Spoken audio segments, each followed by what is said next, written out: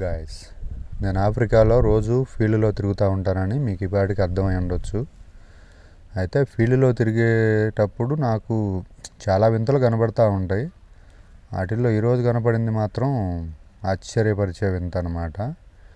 అంటే ఈరోజు నేను ఆ తిరిగే రోజు ఒక కొండపైకి ఎక్కడం జరిగింది. ఆ కొండపైన నాకు ఇట్లా రంగురంగుల పువ్వులు, అంటే ఒకే చోట చాలా రకాల రంగులతో కలిగిన పూలు నాకు కనబడటం జరిగింది. ఇది చూసిన తర్వాత నాకు వెంటనే ఒక భైరవ ద్వీపం సినిమాలోని ఒక సన్నివేశం గుర్తొచ్చింది. చూసావా, ఈ పరిసరాల్లో ఎక్కడా లేని వింత. ఇక్కడ మాత్రం రంగురంగుల పువ్వులు కనిపిస్తున్నాయి. బహుశా జలవృక్షం ఇక్కడెక్కడో ఉంటుంటుంది. అవునవును. అయితే నేను బాలయ్య బాబులాగా నిధి నిక్షేపాలు లేదంటే జలవృక్షాలు ఉంటాయని నేను గెస్ చేయలేదు. కానీ అసలు దీనికి కారణం ఏమై ఉండొచ్చు, ఒకే చోట ఒకే ప్రదేశంలో ఇన్ని రకాల పువ్వులు ఇంత ఎక్కువగా కనపడటానికి అని నాకు సందేహం అయితే వచ్చింది. ఇక్కడ చూడండి, అసలు అది చామంతి తోటలో ఉన్నట్టుంది. కానీ ఏదన్నా ఒక ప్రదేశంలో, అది కూడా కొండ మీద, దీనికి ఇక్కడ ఎవరు ఈ చెట్లకు నీళ్లు పోయరు, దీన్ని ఎవరు సాగు చేయరు. అయినా కానీ ఈ రేంజ్లో పువ్వులు అసలు ఎంత ఎక్కువగా కనపడటానికి గల కారణం ఏమై ఉండొచ్చు అని మాత్రం నేను సెర్చ్ చేయటం జరిగింది. అయితే నా పరిశోధనలో కొన్ని విషయాలు తెలిసినాయి. అవేంటో మీకు కూడా తెలియజేస్తాను. ఇది కొంచెం అంత ఇంట్రెస్టింగ్గా ఉండకపోయినా కొత్త విషయం కాబట్టి తెలుసుకోవడానికి ప్రయత్నం చేయండి.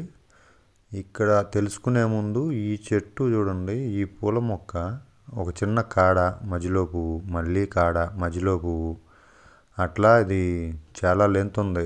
చూశారు కదా, మనిషి కన్నా హైట్ ఉందంటే అది ఎంత హైట్ ఉందో, దగ్గరగా 8 అడుగులు అట్లా పెరిగింది ఆ చెట్టు. అట్లాగే సింగిల్ కాడ పువ్వు, కాడ మళ్ళీ పువ్వు కంటిన్యూ అవుతూ ఉంది. ఆ పువ్వును కూడా దగ్గరగా చూస్తే ఏదో స్పాంజీ ఉన్నట్టు ఉంది. ఇంకా విషయంలోకి వెళ్తే, ఒకే ప్రదేశంలో ఎక్కువ రంగుల పువ్వులు ఉండటానికి గల కారణం ఏంటంటే జన్యు భిన్నత్వం అనమాట. అంటే జెనెటిక్ వేరియేషన్స్ అంట. రెండోది పర్యావరణ ప్రభావం, మూడోది క్రాస్ పోలినేషను. ఇందులో మొదటి దాన్ని చూసుకుంటే జెనెటిక్ వేరియేషను, ఒకే జాతిలోనూ వేరువేరు రకాల పూల చెట్లు ఉంటాయి అన్నమాట. అంటే ఒకటే మొక్క ఉంటుంది కానీ పూలు మాత్రం వేరువేరు రంగులు ఉంటాయి. ఇవి చాలా రంగులు ఉండవచ్చు, తెలుపు, ఎరుపు, గులాబీ, వైలెట్, పసుపు లాంటి ఇన్ని రకాల రంగులు ఉంటాయి అన్నమాట. ఇక్కడ ఎక్కువగా పసుపే కనబడుతుంది కదా. అలాగే రెండోది వచ్చేసి క్రాస్ పోలినేషను.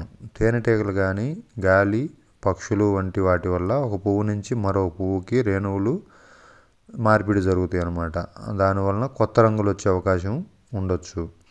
ఇంకా మూడోది వచ్చేసి పర్యావరణ ప్రభావం, అంటే మట్టి, వాతావరణ ప్రభావం అన్నమాట. మట్టిలోని ఖనిజాలు, pH స్థాయి, నీటి పరిమాణం, ఉష్ణోగ్రత ఇవన్నీ పువ్వు రంగులపై ప్రభావం చూపుతాయి. అది మనం రీసెర్చ్ చేసినాయి. ఇక్కడ ఈ పూలు చూడండి, ఇవి చాలా చిన్న పువ్వులు. అసలు ఎంత చిన్నగా ఉన్నాయంటే అవి మనం ఏలు పెడితే మన వేలు కన్నా చిన్నగా ఉన్నాయి. కానీ మంచి కలర్ఫుల్గా, చూడటానికి కొంచెం ఇంట్రెస్టింగ్గా ఉన్నాయి. అందులో కూడా మళ్ళీ వేరే వేరే కలర్స్ ఉన్నాయి అన్నమాట. ఇక్కడ రెడ్ ఉన్నాయి, అలాగే ఇక్కడ పసుపు కూడా కనబడుతుంది కదా. ఇట్లా వీటిల్లో కూడా చిన్న పువ్వులు అయినప్పటికీ ఇవి కూడా డిఫరెంట్ కలర్స్లో ఉండటం అయితే చాలా ఆశ్చర్యానికి గురి చేసింది.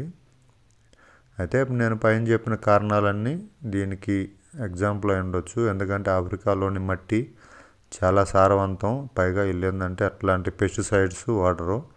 ఈ మధ్య చైనా వాళ్ళ వల్ల కొంచెంగా ఇల్లు పెస్టిసైడ్స్ వాడటం ప్రారంభించారు, కానీ అందరూ వాడట్లేదు, కొంతమందే. చూడండి, ఈ చిన్న పువ్వుల్లో కూడా పింక్ కలర్ ఉంది, అలాగే ఎల్లో ఉంది, రెడ్ ఉంది, అట్లా డిఫరెంట్ ఉన్నాయి. వీటన్నింటినీ చూస్తే మీకేమనిపిస్తుందో కామెంట్స్లో చెప్పండి.